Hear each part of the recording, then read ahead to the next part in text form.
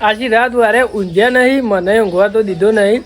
ભાઈ બોર્ડની એક્ઝામની વાત ચાલે ને, બાજુમાં કોક હતું નીનામાં જોઈને લખ્યું હતું ને તે મારો બેટો 64% લાવ્યો.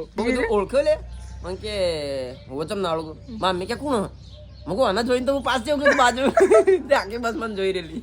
ભાઈ બધાનો તો ટોટલી રૂટ આપણે બતાવી દીધો છે અને આજે રાત્રે હું તમને એક જોરદાર સમજવા જેવી વાત કરે જે મારો ખુદનો અનુભવ છે. ભાઈ જે અનુભવ બોલે તે ભાઈ કંઈ ના હોય. તો ચાલો અત્યારે તો ઓફિસ જઈ રહ્યા છીએ અને મળીએ થોડા આગળ. ભાઈ આપણે બપોરે જમીને અત્યારે ડેપોમાં આવ્યા છીએ. એક પાર્સલ મોકલાવાનું હતું એ માટે. બાઈક આને કોણ લાવ્યું લે? તું પૈણી જો તું જીતા બાઈક લાવે મને મને એમ નહીં આવતું. બાઈક ના આવે ના આવે પૈણી એટલે બાઈક હું કશું સાયકલ લઈને ના આવે.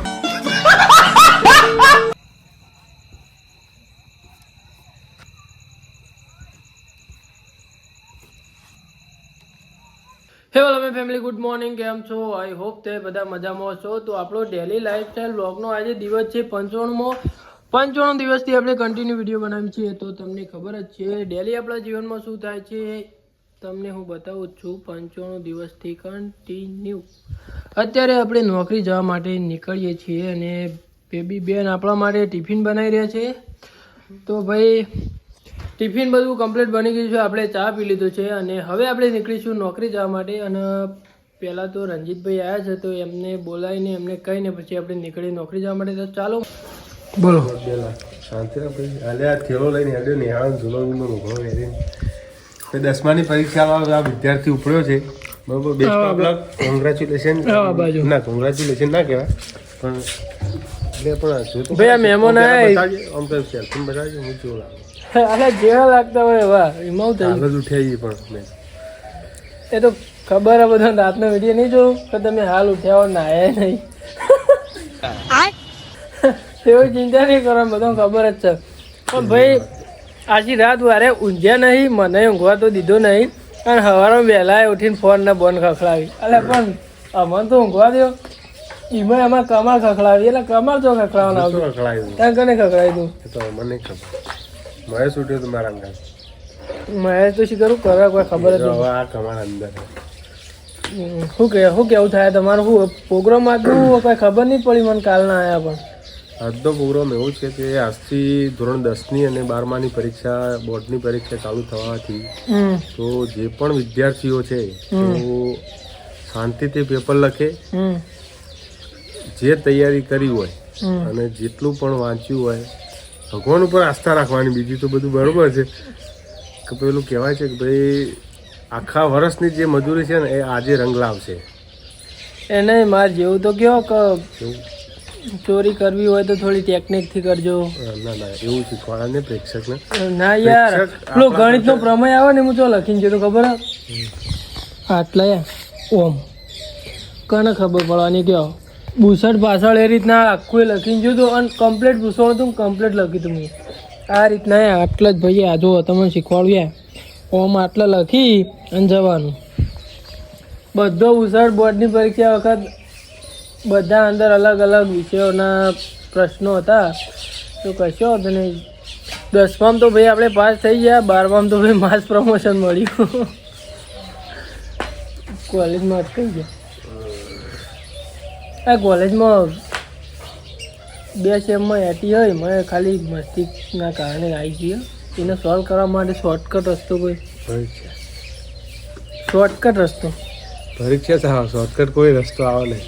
પરીક્ષા ના કોલેજ કમ્પ્લીટ કરી દેવી છે એમ નહીં.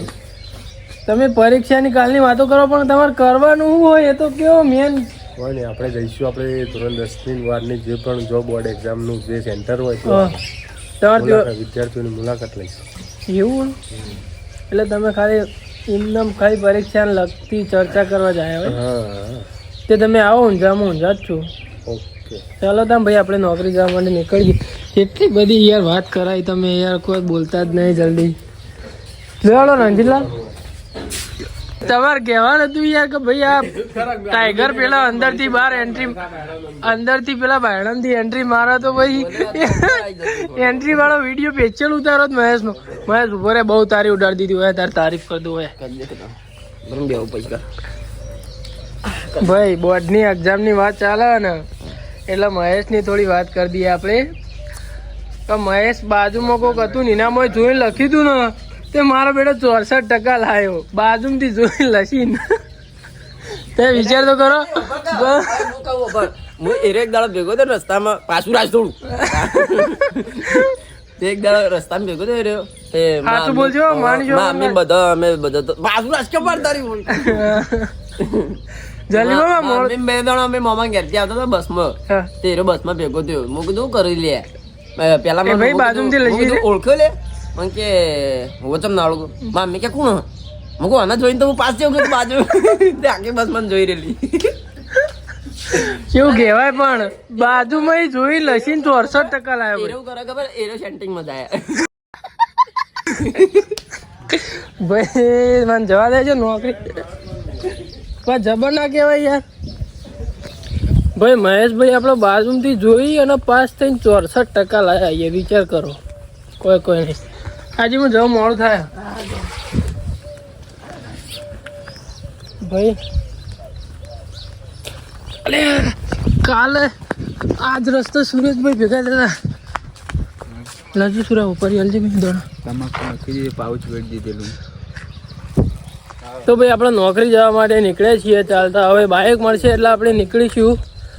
તો ચાલો મળીએ થોડા આગળ. ભાઈ આપણો ગૌ બધી ફૂલો ભાઈ બિહાર લાયા. ધન્યવાદ ધન્યવાદ ધન્યવાદ. लेकिन ये साला कर क्या रहे हैं आप? અત્યારે ગણપતિ દાદાના મંદિરે આવ્યા છીએ તો આપણે ગણપતિ દાદાના દર્શન કરીશું અને પછી નીકળીશું નોકરી જવા માટે. હજુ તો અક્ષરભાઈ આવ્યા નથી તો ચાલો મળીએ થોડા આગળ.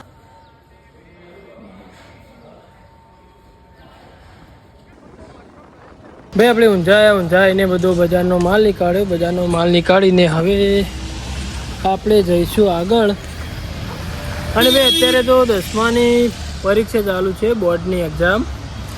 ભાઈ બજારનો તો ટોટલી રૂટ આપણે બતાવી દીધો છે અને હવે હું જઈ રહ્યો છું ઓફિસ. અને આજે રાત્રે હું તમને એક જોરદાર સમજવા જેવી વાત કરે. આજે રાત્રે વિડીયો તમે પૂરો બ્લોગ જોતા રહેજો. હું અત્યારે તો ઓફિસ જઈ રહ્યો છું પણ જે મારો ખુદનો અનુભવ છે ભાઈ, જે અનુભવ બોલે તે ભાઈ કંઈ ના હોય. તો ચાલો અત્યારે તો ઓફિસ જઈ રહ્યા છીએ અને મળીએ થોડા આગળ.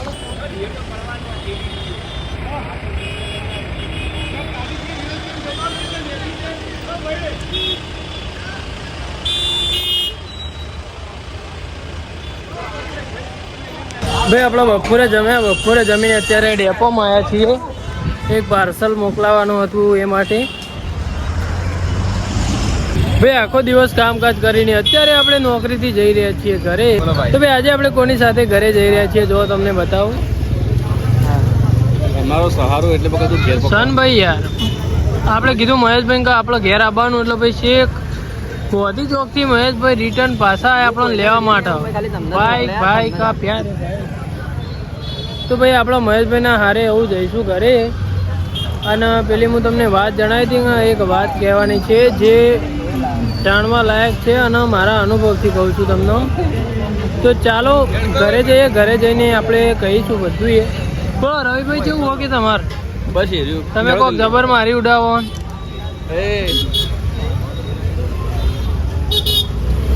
અત્યારે એકચ્યુઅલી મારે ઘરે જવાનું છે. હા મારે આબુ તો સજ ને. ઉભા રહો તાર. ચલો ભાઈ તો આપણો બાઇકમાં બેસી જઈએ ને કે આપણને લીધા વગર જતા રહે યાર. જો હેડે બાઇક આરે કોણ લાવ્યો લે? શું લાવી? રાખતું તો નહીં ભાઈ. તું પૈણી જો તું જીતા બાઇક લાવે મને મોને એમ નહીં આવતું. બાઇક ના આવે પૈણી એટલે બાઇક હું કશું સાયકલ લઈને ના આવે. દહેજમાં આલ્યો ભાઈ આપણો મિત્ર છે ભાઈ. કેમ હું પૈણી જોઉં એટલે પૈણી ગયા જેની બાઇક આવતું છે યાર. તો ચાલો ભાઈ અત્યારે તો આપણે ઊંઝાથી જઈ રહ્યા છીએ ઘરે.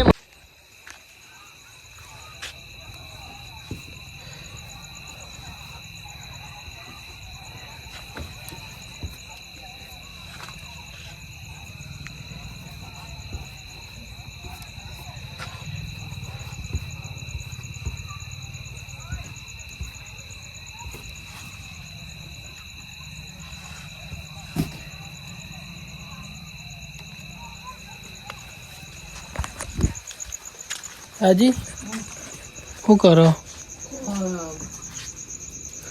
કોણ ખાઈ લીધું? તો ભાઈ આપણે નોકરીથી ઘરે આવી ગયા છીએ. હા કઈ ટીમ ભાઈ વન તો જો કે અંદર ચાલુ જ છે ને ટીવી. એ તો ગમે તે ચેનલો બદલી દો પણ હું આવું શું કરું બીજું કરી તું હું કરી મન નહીં પડાતું હોય પણ મને નહીં પડાતું હોય. હાનું શાક બનાવ્યું છે? બટાકા કા. તો ભાઈ ચાલો આપણે સરસ મજાનું ખાઈ લઈએ પહેલાં, પછી તો બીજું બધું ફેડશે જ ના કે ભાઈ બધું લોડિંગ થાય. તો ચાલો ખાઈ લઈએ, ખાઈને મળીએ થોડા આગળ. મારા પપ્પા ભાઈ મેચ જોવા માટે આવ્યા હતા પણ મેચ સ્ટાર ઉત્સવ ચેનલ ઉપર આવતી ભાગ હોય પણ બંધ પણ નહીં આવી ને આ મેચ નહીં આવી ભાઈ. શું મેળો આ ફોન યાર હું ભૂલી જાઉં ને દાડો તકલીફ પડી જાય મારે યાર. બધું એટીએમ ને બધું લાયસન્સ ને બધું ઘણું બધું આમાં ડોક્યુમેન્ટ એટલે યાર જે દાડ હું ભૂલી ગયો એ દાડા લોચા. એ ને ભાઈ હારે જો આપણી જોડે ત્રીજો ફોન, આપણા જોડે ટોટલ 3 ફોન.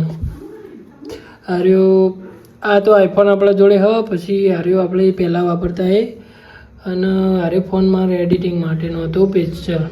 આ તો એમને એમ જ પડ્યો ભાઈ, આપણે હલાવ્યો નહીં હજુ. તો ચાલો ભાઈ આપણે ખાવાનું છે હજુ બાકી, તો પહેલાં ખાઈ લઈએ, ખાઈને પછી મળીએ. તો ભાઈ આપણે જમીને અત્યારે ઊંઘવા માટે આવ્યા છીએ અને સવારે મેં તમને વાત કરી હતી કે મારો અનુભવ હું તમને જણાવવા જઈ રહ્યો છું, કંઈક જાણવા જેવી વાત જણાવવા જઈ રહ્યો છું. એટલે મિત્રો મારે તમને એ કહેવું હતું કે અત્યારે એક્ઝામનો ટાઈમ ચાલે છે, અત્યારે 10માની એક્ઝામનો ટાઈમ ચાલે છે, એટલે એક્ઝામ વિશે થોડું કહેવું હતું કે હું કોલેજ કરી છે 12 પાસ કોલેજ કરી. કોલેજમાં મારે 2 એટી છે પણ એટી શેના કારણે છે એ તમને જણાવી દઉં કે એ ટાઈમે એવું હતું કે ભાઈ મસ્તી કરતા બધા મિત્રો એવા હતા કે બહુ એન્જોય પણ કરી છે, બહુ મસ્તી પણ કરી છે અને ભણવામાં ધ્યાન આપ્યું નથી. એટલે એવું નથી કે આપણે ભણવામાં કદી ધ્યાન જ નથી આપ્યું, પણ એક બેદરકારીના કારણે આપણે એટી આવી છે. એ એસાઇનમેન્ટ લખવા આપ્યા હતા, એટલે એસાઇનમેન્ટ આપણે બધા જમા કરાવવાના હોય જ છે. તો મેં મારા એસાઇનમેન્ટ લખ્યા હતા પણ મિત્રોએ નહોતા આપ્યા, એટલે એમને એમ કીધું કે તું એસાઇનમેન્ટ ના આપ, મેં નહીં આપ્યા. એટલે સંગતના કારણે ભાઈ તું નથી હાલતો તો હું એવું કરવા હાલું. સાવધાન, જે થવું હોય થશે. સાંભળજો ભાઈ, જે થવું હોય થશે. આ શબ્દ મેં એ ટાઈમે વાપર્યો હતો, પણ કોલેજ પૂરી થઈ મારી એક્ઝામ મતલબ ગ્રેજ્યુએશન પૂરું ના થયું. જે થયું ને એ મારાથી જોઈ નહીં જતું. ભાઈ એક બાજુ મને હસવું આવે ને એક બાજુ દિલથી દુઃખ થાય કે ભાઈ એ જોયું નહીં જતું યાર. કેમ કે તમારું ગ્રેજ્યુએશન યાર આપણે મસ્તીમાં જ કાઢ્યું. એટલે હું યાર તમને એક રિક્વેસ્ટ કરું કે મારી આ ભૂલ છે એવી ભૂલ તમે ના કરો, બધું મસ્તીમાં ના કાઢતા, થોડા સિરિયસ પણ થઈ જજો. જો કે મારી ભૂલ છે હું સ્વીકારું છું અને હું એ ક્લિયર કરી પણ દે, કોલેજ તો ક્લિયર કરી પણ દે, પણ કોલેજ પતે છે એના પછી તમને બિલકુલ ટાઈમ નહીં મળે ભાઈ. તમને એવું હોય છે કે પાછળથી બધું થશે ના થશે ને તે થશે, પણ તમારા જો માથે તે કોલેજ પૂરી થાય એના પછી તમારી ઉંમર એટલા આવી જશે કે તમારા માથે જવાબદારી આવી જશે. પછી તમે ગમે તે જગ્યાએ છૂટક મજૂરી લાગી જશો અને જો એની મજૂરી લાગી ગયા તો ભાઈ વાત પટી. પછી તમે આગળ કશું જ નહીં કરી શકો, કેમ કે તમારું માઇન્ડસેટ જ આખું ચેન્જ થઈ જાય ભાઈ. તો હું તમને એક રિક્વેસ્ટ કરું કે જેવી ભૂલ મેં કરી છે મારા પગ ઉપર, જેવી મેં કોળી મારી છે એવી તમે તમારા પગ ઉપર ના વાગે એનું ધ્યાન રાખજો.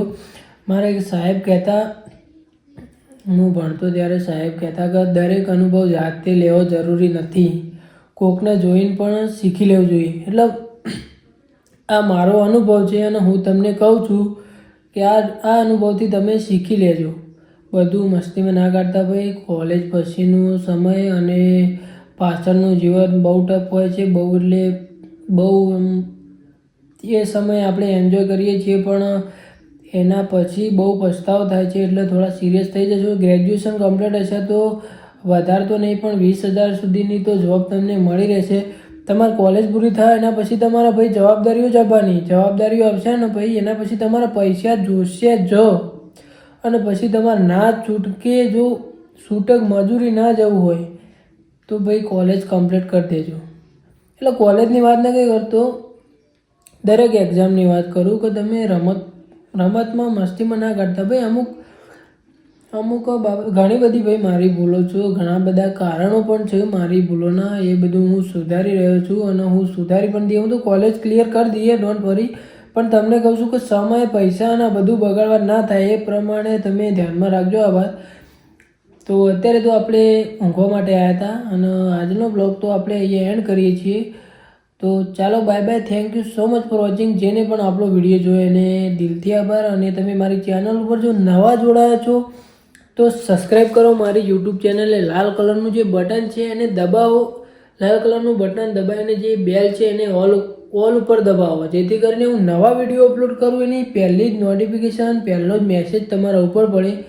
તો ચાલો bye bye, thank you so much. જેને આપણો વિડીયો જોઈને દિલથી આભાર, ખરેખર તમારો દિલથી આભાર ભાઈઓ.